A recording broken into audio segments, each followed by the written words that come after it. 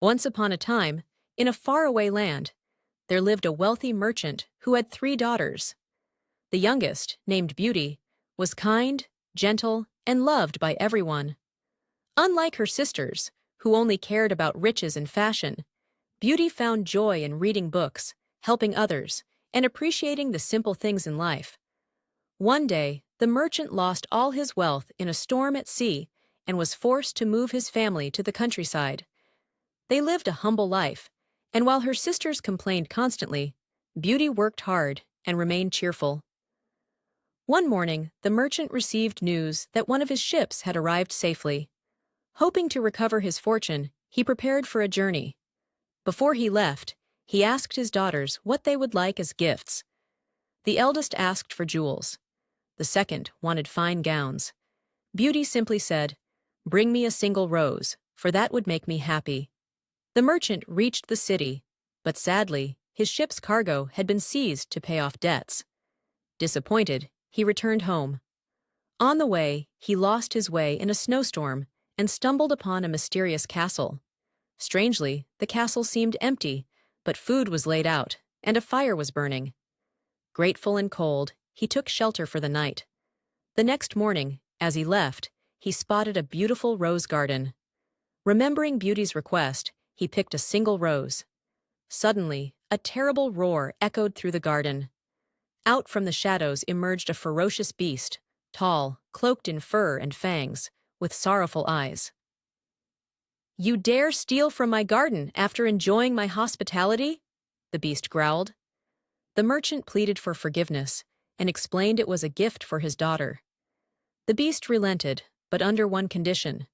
The merchant must send one of his daughters to live at the castle in his place. He gave him a magical horse to return home. When the merchant arrived, he sorrowfully told his children what had happened. Beauty, feeling responsible, bravely volunteered to go. Life in the Castle Beauty arrived at the castle, expecting a dungeon, but was instead given a beautiful room and treated with kindness. The beast, though terrifying in appearance, was gentle and respectful.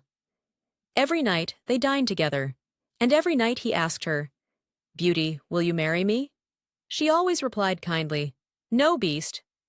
Not yet. Over time, Beauty grew fond of him. She saw beyond his hideous face into his kind and noble heart. They read books, walked through enchanted gardens, and talked for hours. Still, she missed her father dearly. The beast allowed her to visit her family, but made her promise to return in 7 days. She agreed. A broken promise. At home, her family was overjoyed. Her sisters, envious of her fine clothes and happiness, tricked her into staying longer by pretending to be ill. On the 8th day, Beauty awoke from a dream in which the beast was dying in the garden, calling her name. Terrified, she returned to the castle on the magical horse. She searched the grounds until she found the beast lying weak and pale by the rose bushes. "Oh, beast, please don't die. I didn't mean to break my promise. I love you," she cried. Suddenly, the beast disappeared, and in his place stood a handsome young prince. The spell is broken. The prince explained that he had been cursed by a wicked fairy, turned into a beast until someone loved him despite his appearance. Beauty's love had broken the spell. They returned to the castle, now glowing with magic and light. Her family was invited to the wedding, and the selfish sisters, humbled by Beauty's kindness, changed their ways.